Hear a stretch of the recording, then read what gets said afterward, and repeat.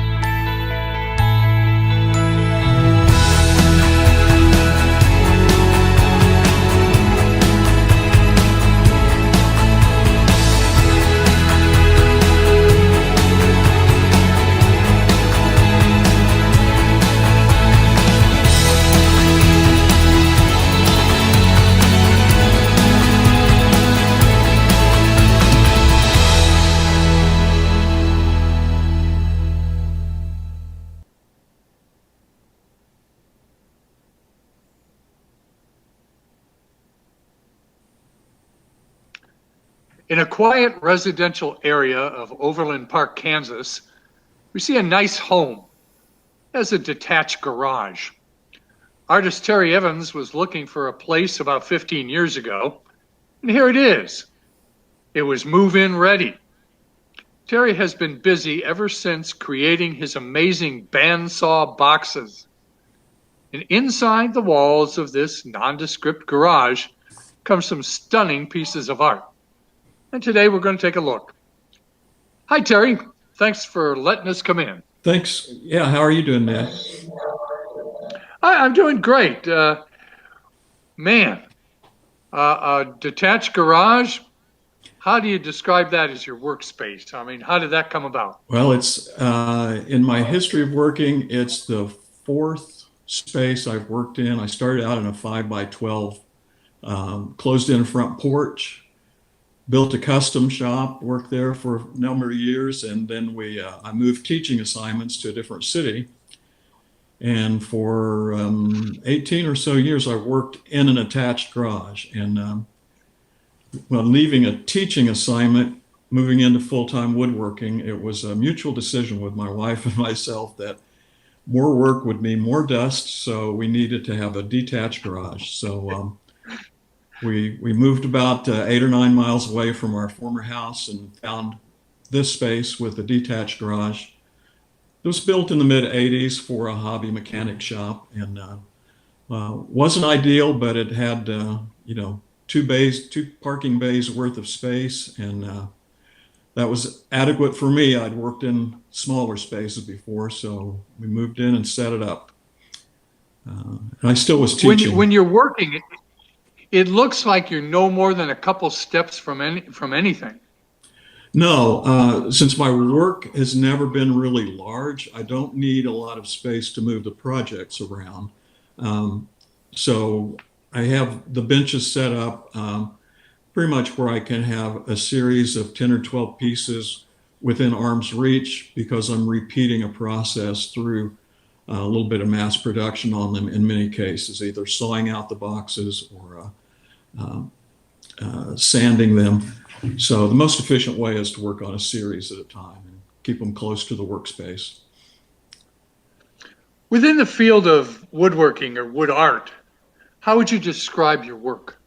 Well, bandsaw box making is really a broad category with a lot of different techniques that are employed. I've kind of invented mine, and I use a wide range of hardwoods, very colorful, a lot of different grains, burls, different looks to them. And I'm laminating them together for maximum impact in terms of contrast and color, different woods together. I'm using veneers, both natural and dyed veneers, as well as a wide range of different colors of wood. And the piece you see clamped up in the video here is cleaned, finished, and clamped. It's a lot cleaner than it would look in the process. There's lots of glue squeezing out of the crack, so the handful of pieces you see prepared here have had all of the excess glue removed and are at various stages of becoming boxes. So you're laminating all of these pieces together? I am, and by laminating I mean gluing, and I have to select the proper glue for each wood. There are a few woods, some of the tropical forest woods have a lot of oils in them, so they may require a different type of glue than some of the other woods. Requires a great deal of pressure, and making that pressure even across the stack of woods to get them to glue together without any glue seam showing. What I was noticing, you seem to work with woods of various thicknesses. Is that something that's commonly available, or? It's typically not. You can buy them, but you pay a premium for the processing charges. So I buy veneers, which they're used at their full thickness, and they have some variation in thickness. But for the rest of my wood, say from 1/4 of an inch thick on up to an inch in thickness, I'm typically working with dimensional lumber, and I'm resawing a lot of lumber.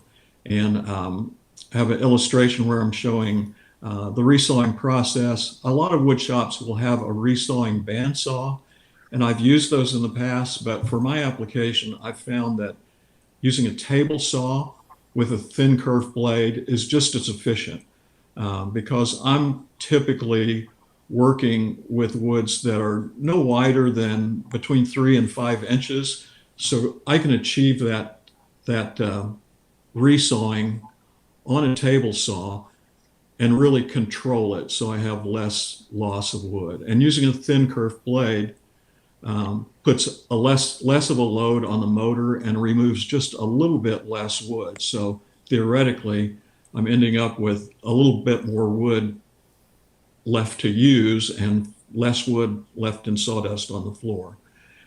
So here I'm taking about an inch cut each time, and I flip it over and take that cut from each side, raise the blade a little bit, and then repeat the process. And for a 3 or 4 inch wide board, that's adequate to get it cut all the way through. And in preparing the stock, I can spend a whole day just preparing that stock and building up an inventory to work from. So, is there a lot of sanding involved in making your bandsaw boxes? And are there any special tools that help you achieve that unique look that you get?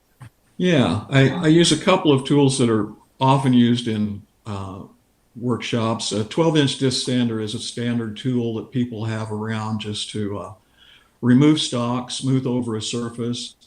And I use that for a number of purposes. And the next tool you see is an inflatable drum sander. That's probably the most unusual tool I have in the shop.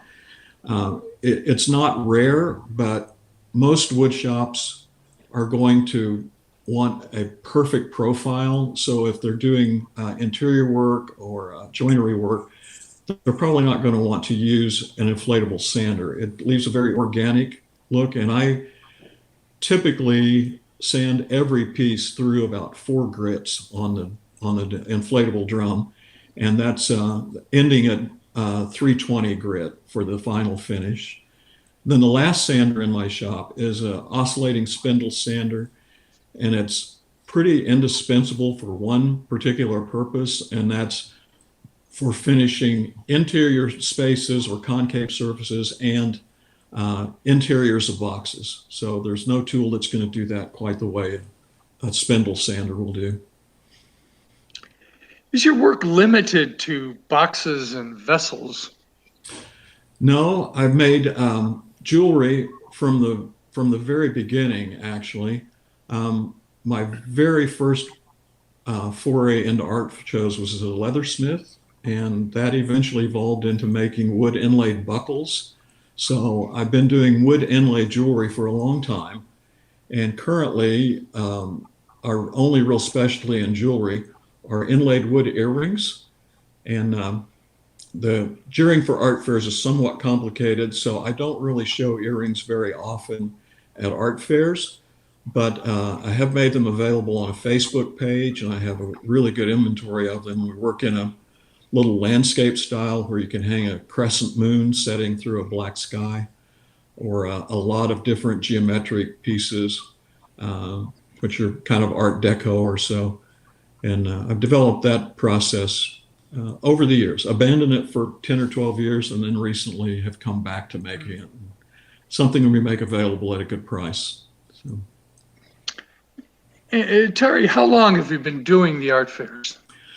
You know, I was invited to participate in an art fair by my college professor.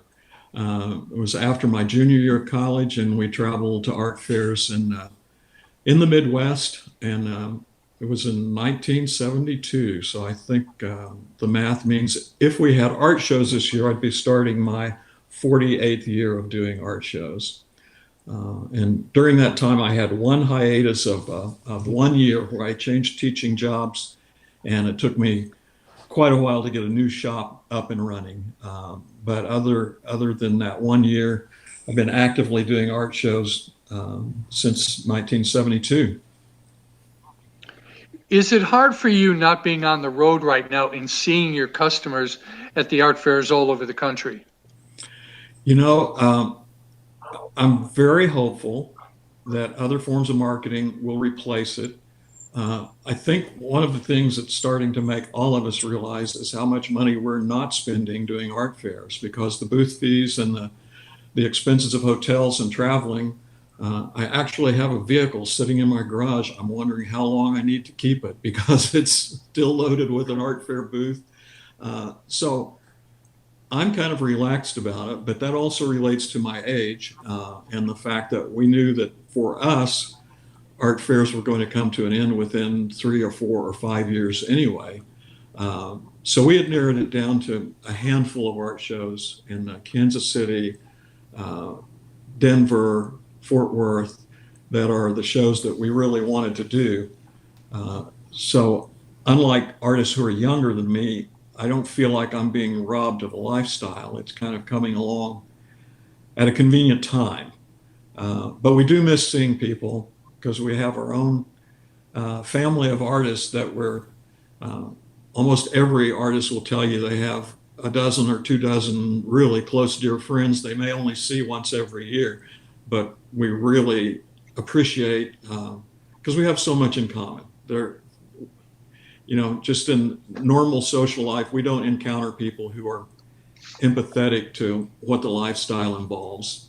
When you're on the street at an art fair, you realize the public has no idea that everything that occupies a 10 by 10 space we carried with us.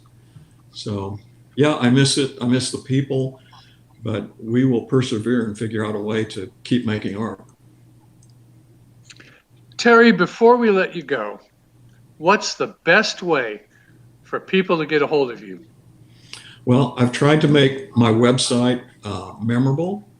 I'm Terry Evans Wood Art, and I've recently established a Facebook page with earrings that simply is called Wooden Earrings. So you could search that on Facebook. I think we may be including a link on the video or on the behind the scenes site. But those would be the 2 best ways to start contacting me. Well, it's been a pleasure talking to you. Thank you for taking some time out and visiting with us, and we wish you all the best. Ned, thank you so much. It's been great. I hope people out there are entertained by seeing what it takes to become an art show artist. Thanks so much.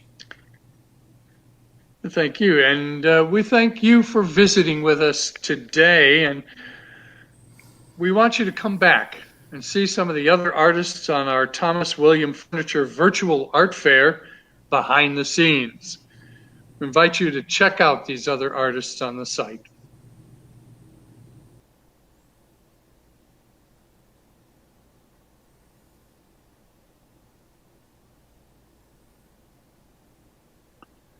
Teresa Merriman is a nomad.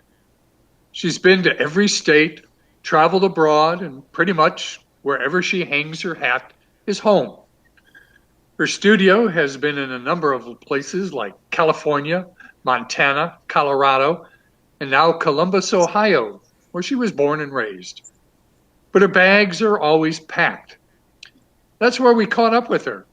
It's an old building that used to be the Columbus Candy Factory. Inside is a magical place. It's a workplace. It's home. Thunder the Chihuahua is there. It's very bohemian. Let's meet her. Hi, Teresa. Love your place. Hi, Ned. How are you? Thank you very much for the lovely introduction. Well, this is going to be fun because lots of people, Teresa, lots of people will write in a journal. But your journals are spectacular. They're beautiful works of art that, when filled, tell a life story. And we'd just like to know how all this came about. Well, thank you for the lovely comments. Well, it's kind of a funny story. I was first introduced to the concept of arts festivals, and that's really the inception. I understood the lifestyle as being nomadic. You get to travel around, you get to be with other creatives and see their beautiful works of art. You get to talk about works of art and have a career out of it. I thought it was a fantastic idea. So all I had to do was figure out what to make. Well, I've always kept a journal since I was 16. So when I was trying to figure out what I should make, I would fail at all these different attempts at pastels and photography and woodworking, painting, calligraphy, metalsmithing, all these different ideas. And I was unable to make them into a career. So I was writing about those failures in my journal. And I thought, how ironic that is now that the whole time the answer has been in front of me. So I started making journals because I've always loved paper. I've always loved books. It just clicked and it made sense. So I started making journals. And quickly, after about 6 months of doing shows, I realized that I was not just making journals. I was making heirloom quality things for people that integrate into their lives in a very special way. So it gave me purpose and responsibility with it. And I absolutely love what I do. And that's how they came to be. When you first landed on the idea of creating a journal, what was that process like, and how did you arrive at the style that you're using now? What was that process like? Well, it's funny. I got a book on how to make books. So I was self-teaching through this book, and I made all kinds of different journals, stab bindings and Coptic bindings. There was one of the projects in that book was a leather journal. So I had made all these different styles of journals and went and took them to my very first show. And the customers, the people, the patrons of the show loved the leather journals the most. They didn't care so much for the other styles.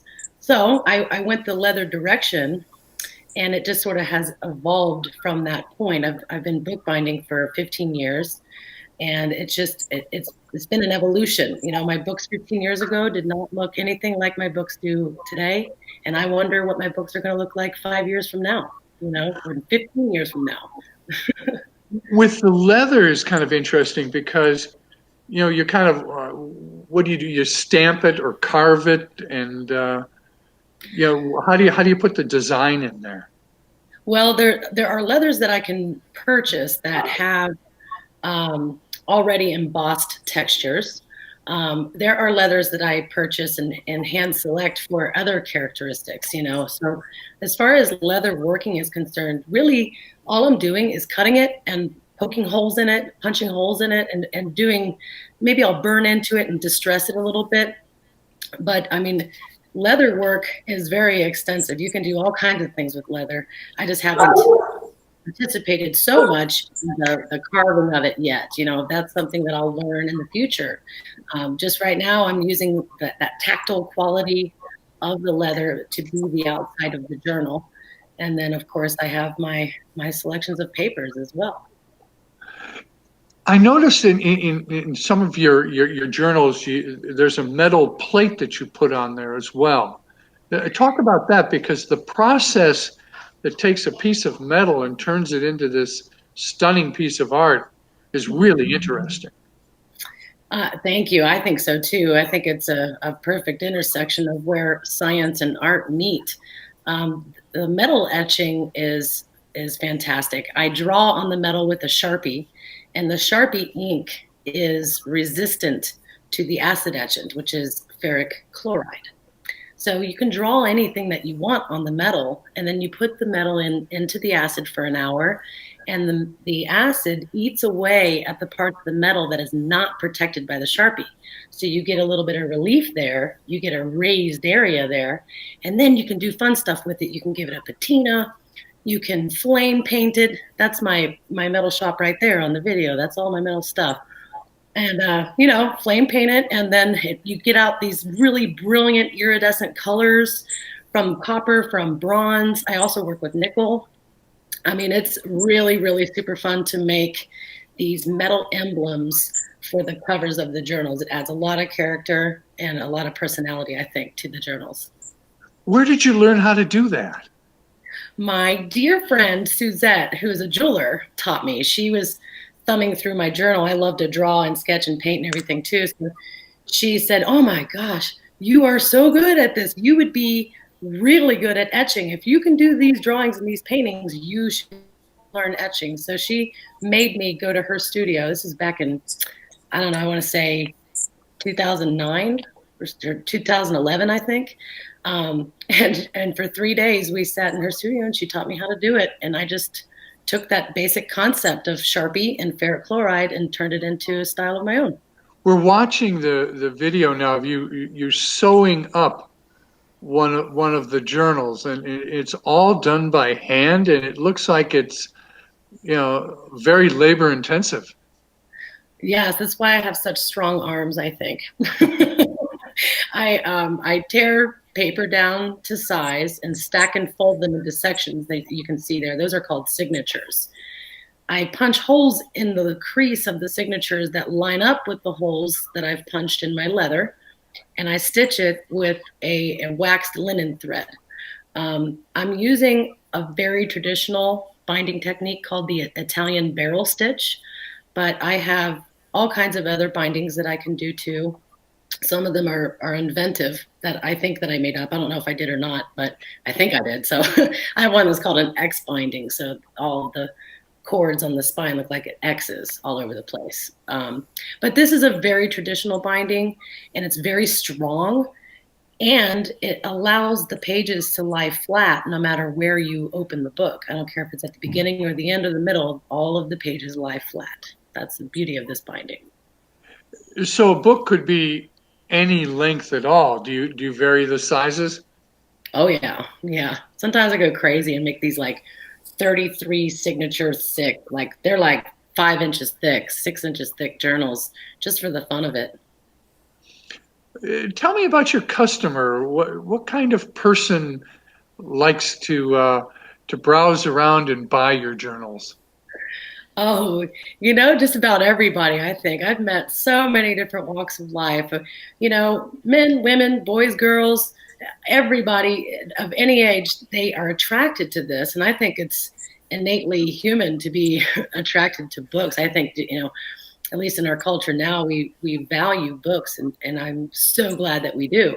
And the people that are attracted to this aren't necessarily the people who are using them, although I've met lots and lots of fabulous, very interesting people who are using these journals for various different things. I mean, they'll use them for photo albums, travel journals, sketchbooks, idea books. Singer-songwriters will use them for lyrics and making songs. Yeah, they are the ideas are endless. I've met so many people with so many great ideas on how to use these journals.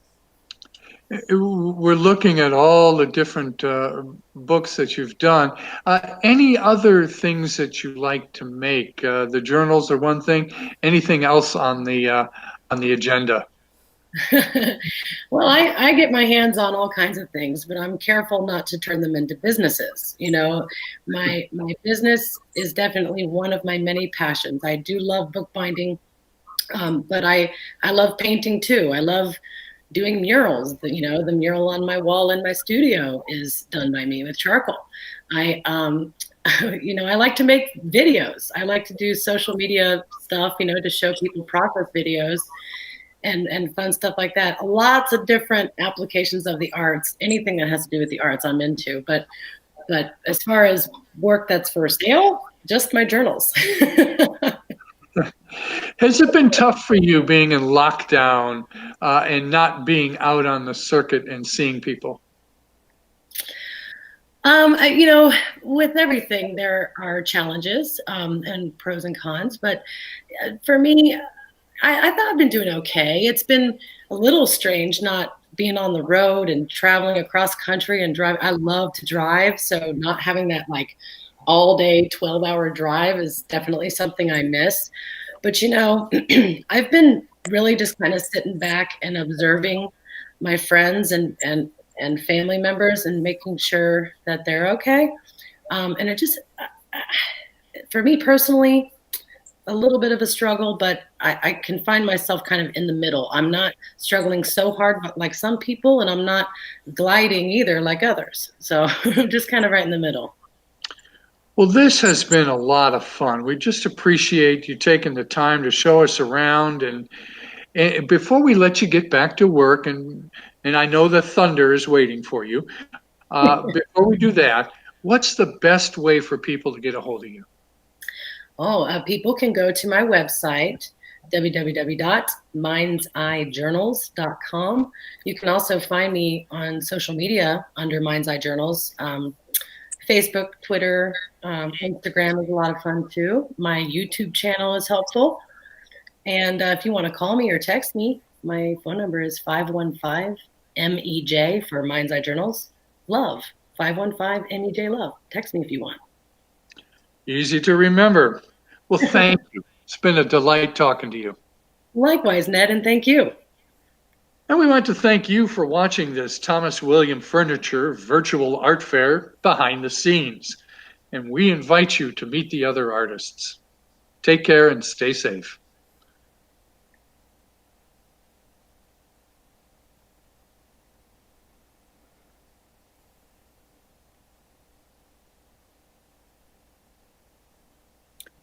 "20 years ago, Luke Proctor took a one-year welding program at Madison Area Technical College.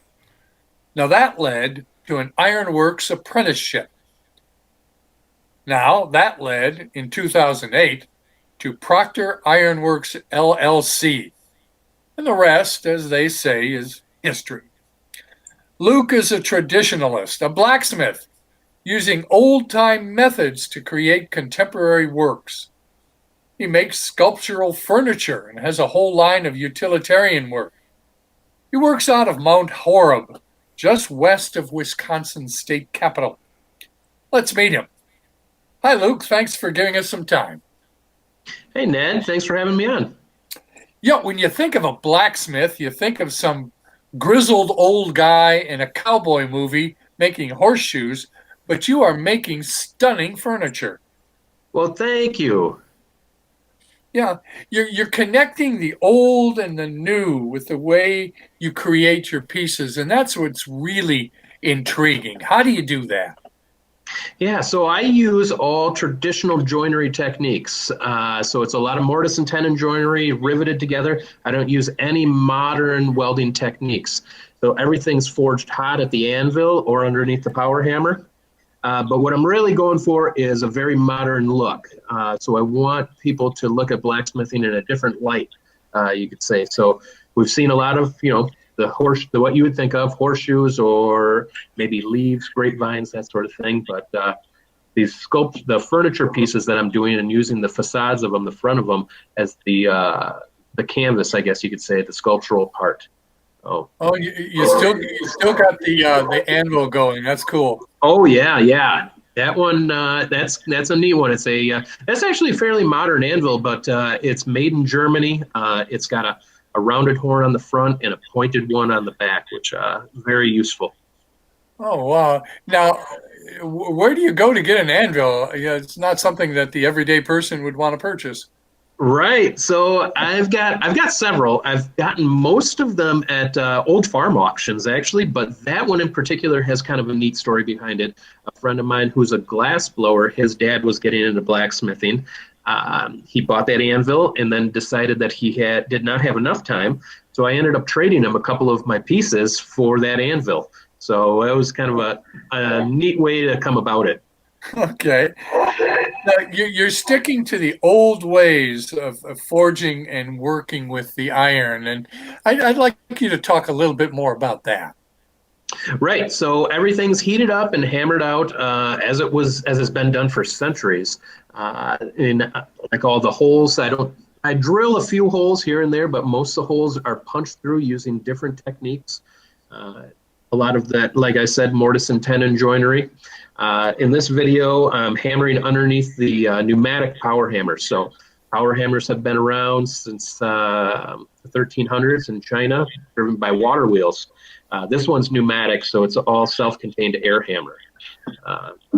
But there I'm using like top tools on it and everything too. So I make all my own tools. That one's smoothing out the hammer marks after I've tapered it out underneath the power hammer. Well, that sort of brings me to another question. You're creating utilitarian work. Now, we understand a product that somebody would put in their home, but utilitarian work, talk about that a little bit. Sure. So that is like a brand new line of work that I've just started doing. I've always wanted to do it since the pandemic began. So now I have more time to do stuff like that. So that's stuff that would be everyday kind of things that you would use. The grilling sets, those have been going really well. So they're done in a very nice style. They're made to last lifetimes, and there's a story behind each one, considering that they're all handmade. So somebody that may enjoy something like that, I think, would really enjoy using pieces like this. Now, over the years, how has your style evolved? It's evolved tremendously, really. So I started out working all in the arts and crafts style. I still enjoy that style. I like that look, but my tastes have evolved as well as my work. So I've gone to more of a modern kind of style. So I take a lot of insight from Scandinavian modern, shaker style, even mid-century modern somewhat. But I like very clean lines, clean forgings. But I'm trying to put that joinery out front to be seen, not hidden, have that be really an aesthetic part of each piece.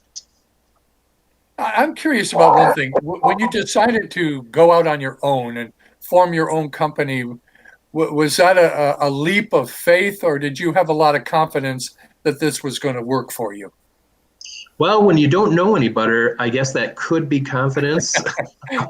But the company that I worked at, we did a lot of small forgings. So I did not want to do the smaller stuff. And it was hooked, very utilitarian stuff. I didn't want to compete with the place where I did a lot of my learning. So that's why I went in the direction of the furniture. The other reason I like doing the furniture too is I get to do basically spec pieces. So I get to design, I do all the designing, the sizes and everything, and then I take them to the shows, and they have had quite good luck with selling them. Of course, I do custom sizes of my pieces, but the designs are pretty much all my own. Well, we really miss seeing you out on the art fair tour. So how can people get a hold of you, and how can they see your work? Well, a good way to see it is a brand new website that we've launched just since last month. It's lproctorironworks.com. So just the letter L and then Proctor, Proctor, ironworks.com. It's an e-commerce site, so you can buy directly off the site. The other spots would be a good one with Instagram. So on Instagram, I am just Luke Proctor Blacksmith. And then same with Facebook too. If you just look up on Facebook, Luke Proctor Blacksmith, you'll find me there too. But those are all good spots. Has it been hard for you not being out around the country and seeing people face to face in the shows? Yeah, I didn't realize how much I did enjoy doing the shows until they were, until we couldn't do them. But that is one of the perks of doing the shows is you get to see and meet the people who buy your work. You get to interact with people. My work is, it's more expensive. So I don't have a lot of sales at the shows, but the ones that I do, they really keep everything going. But I always try to at least give some information on my work and on blacksmithing to everybody that comes into my booth. What do your kids educate? What do your kids think about what you do? Well, I guess they think it's almost normal because I've done this their entire lives, and so it's funny. They come down to the shop, they watch me hammer, they take hammers and they try to hit hot metal. I mean, we're very safe. We, put on the glasses, they put on ear protection and everything, but I don't know if they quite get that it's not a normal thing. Most people don't have a blacksmith shop at their house. Not everybody, at least, but do you think maybe one of them might carry on the family business? Well, I wouldn't push them, but if any of them want to, I'll be more than happy to have them in the shop with me. Well, I know you want to get back into the shop, but I really appreciate you taking a few minutes to visit with us, and we just wish you the best and look forward to seeing you out on the tour. Well, thanks, Ned. Thank you very much. Been great talking with you. It's been great talking to you also, Luke, and we look forward to seeing you again. Thanks for joining us on this Thomas William Furniture Virtual Art Fair behind the scenes, and join us again for another visit.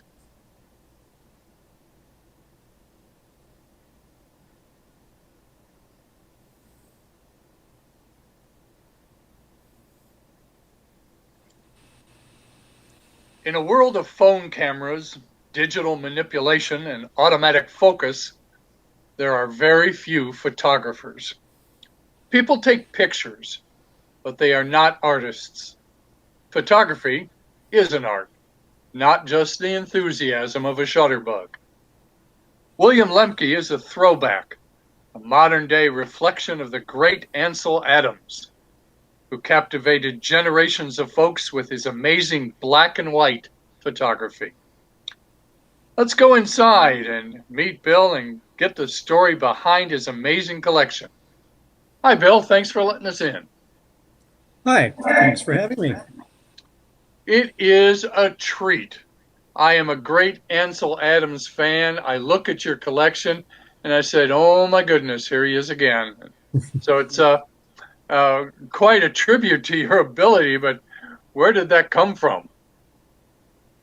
Well, Ansel Adams was definitely a big influence on my photography, going all the way back to the 70s when I first picked up a camera in high school. I decided when I was a senior that maybe being an auto mechanic wasn't my future. Maybe photography is something I should pursue. And of course, when I started looking at photographs, it was Ansel Adams, Edward West, and Paul Caponegro, all the greats from the West Coast.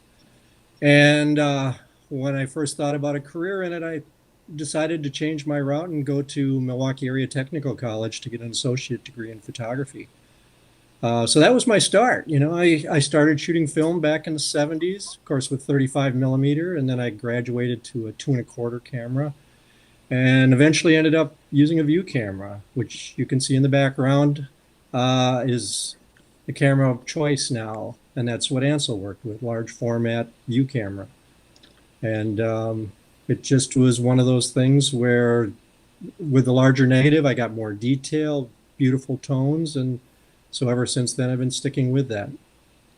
In the 1990s, there was a big move to digital photography, but you don't work in the digital world. You still work with film. And I'd like you to talk about that a little bit because it makes a tremendous difference in the quality of the finished product. Well, having started with film, and I grew to have a love for the darkroom. was just a time of almost meditation where I could go in and just spend the day working on test prints and finally getting to a finished print. When digital came out, to me, it didn't have the same appeal. I kind of equate it to similarity between, or the difference between a vinyl album and a CD. The differences are subtle, but if you know what you're looking for, there is a big difference. There's a softness, there's a warmth, and I feel that way with photography. The other thing that really interests me about doing darkroom work is that when I go in to print a negative, I'll spend an entire day and I may walk out with 8 prints, I may walk out with 2 prints, or I may not even get a print finished in that day. Where with digital, there's something about the fact that you're basically reproducing. Once you get that file the way you want it, you can push buttons. You know, I can make a couple prints a day. Digitally, I could make a couple hundred prints a day. I like the appeal of having more of a limited edition series. I'd like you But to I talk. still, go ahead. I was just going to say, I still really love the darkroom. That to me has so much appeal. I'd like you to talk a little bit about black and white photography as opposed to color photography. There's just an amazing artistic talent that it takes to make black and white really pop and come to life. You know, I don't dislike color, but you know, of course, when you start doing your own photography, you always start in black and white, and some people graduate to color. For me, I liked the fact that I was a step from reality. So I didn't have that extra step of color to add interest to an image. I had to make it work simply with tones, with textures. So it was a challenge, and it was something that not everybody can do. I tend to visualize things in black and white. When I look at a scene, I can kind of see it in black and white, and I know how those tones are going to reproduce. And there's an archival quality, more so in the past when it was a wet process with color. But black and white images are archival. They're going to last. They're going to be around for centuries. And we've already proven that with images that go back to the 1800s. But I do like that ability to take that step from reality and make an interesting image in just tones. What I also find interesting is that occasionally when I'm talking to somebody and they're looking at one of my photographs, they describe it as being color. They say, oh, I love the color of the trees. It's in black and white, but they're seeing color. So I guess I've achieved what I've tried to do is have people visualize something that may not even be there. Creating a piece of art is one thing, but in your career, you have had the opportunity to take your artistic talents and put them to a practical scientific use. And I was wondering, maybe you could talk about that a little bit, about how you have helped the scientific community through your work. Well, you know, I have to work with chemistry when I'm working with my photographs, and I'm not sure how I've contributed to anything scientific, other than, you know, I've taken the artistic part of the photography and I've used that to do commercial work to help pay the bills, because as we all know, trying to make it as an artist is not the easiest thing to do. So I had clients throughout the years that gave me the privilege of traveling and still being able to pursue my black and white photography. So, you know, in that way, I guess I've contributed to commercial success for some of the clients that I had, you know, producing images of their products in a way that would help sell them.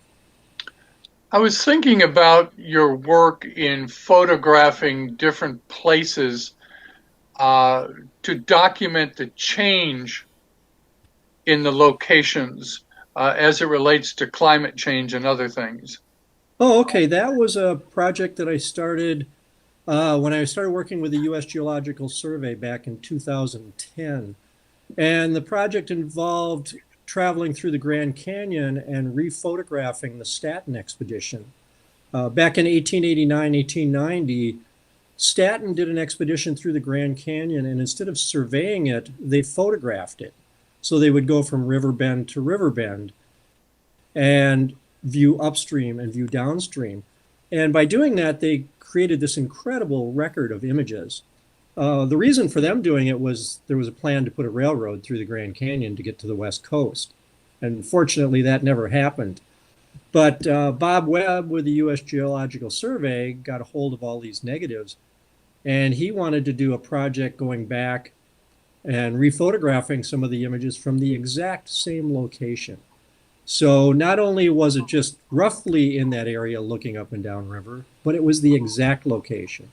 So we would have to wander around with a photograph in our hand and find the rock that was in that photograph. And by doing that, we were able to show exactly where the existing plants were from over 100 years ago and how that had changed, and if there were new species of plants that actually moved into those areas, which indicated maybe the climate has changed as well, because now there's plants growing here that used to freeze, and now it no longer freezes. So, you know, that was an incredibly interesting project, and I spent at least a half a dozen trips, Grand Canyon, Escalante Canyon, and also around Moab area, rephotographing some of these old images. I have to ask you a question that I ask every artist. It fascinates me. Where do you draw your inspiration? What moves you, and how does a project start and develop and come to fruition?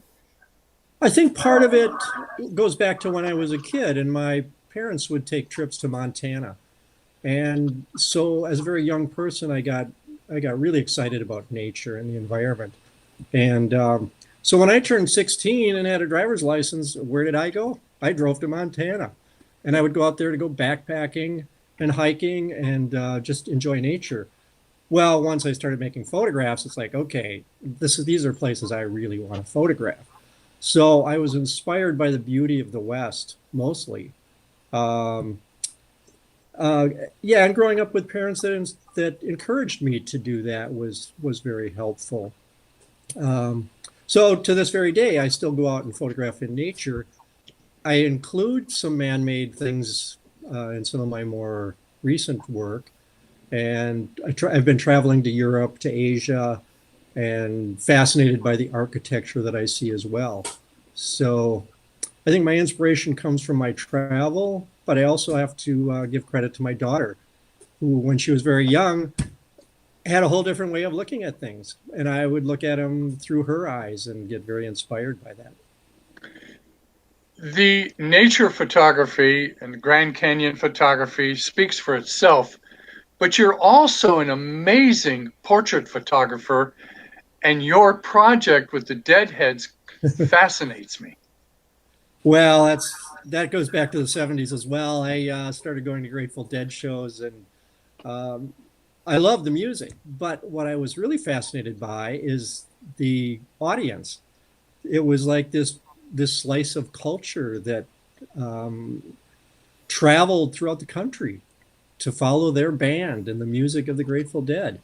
And so as I looked around, I thought, well, I really want to document this. I want to have some record of the people that are part of this audience. So back in the mid 80s, I started photographing deadheads. And to this day, I'm trying to relocate some of those people to rephotograph them more than 30 years later. And it's just turned into this incredible project, which we hope will eventually be a book. Fortunately, right now, I submitted one of those images, actually a diptych, to the National Portrait Gallery, and I'm in a show that's at the National Portrait Gallery right now, and will travel throughout the United States over the next couple of years. So that was quite an honor. They picked 46 people out of, I think, 1,600 applicants. Oh my. Speaking of art shows, we're in an era now where everybody's kind of hunkered down at home. And do you miss being out on the tour and seeing folks? Yeah, in one way I do, because I do appreciate getting feedback from an audience. You know, I work in my studio alone for the most part. I kind of live alone with my photographs. You know, my wife gives me comments about them, but it's not like the general public walking by and getting an opportunity to hear how they feel about the work. It's very helpful. Well, we really look forward to seeing you sometime at an art show, but In the meantime, thank you for letting us in the studio and for sharing your work with us. You're welcome. It was my pleasure. We want to thank you for watching this Thomas William Furniture Virtual Art Fair behind the scenes. Join us again for a look at another artist and their creation.